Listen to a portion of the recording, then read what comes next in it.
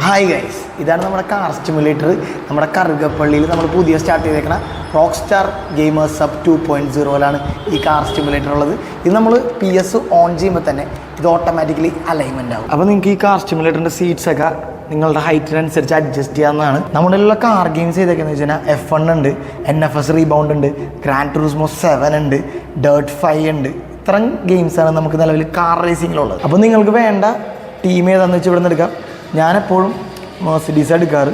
അപ്പോൾ ഹാമിൽട്ടൺ ഉണ്ട് ഇതിനകത്ത്, ഗറാജിലാണ്. അപ്പോൾ അതൊന്ന് ചെക്ക് ചെയ്ത് സംഭവങ്ങളൊക്കെ നോക്കി ഇനി നമ്മൾ എക്സ് അടിച്ച് കഴിഞ്ഞാൽ കാർ റേസിങ്ങിനൊക്കെ പോകാം. സ്റ്റിയറിംഗ് എക്സ്പീരിയൻസ് ഒരു രക്ഷയില്ല കേട്ടോ. ഒറിജിനൽ സ്റ്റിയറിംഗ് പോലെ തന്നെ F1ൻ്റെ എന്താണ് ഒറിജിനൽ സ്റ്റിയറിങ്ങിനുള്ളത് അതുപോലത്തെ തന്നെ നിങ്ങൾക്ക് എഫക്റ്റ് ആയിരിക്കും ഈ സ്റ്റിയറിങ്ങിലും കിട്ടുന്നത്.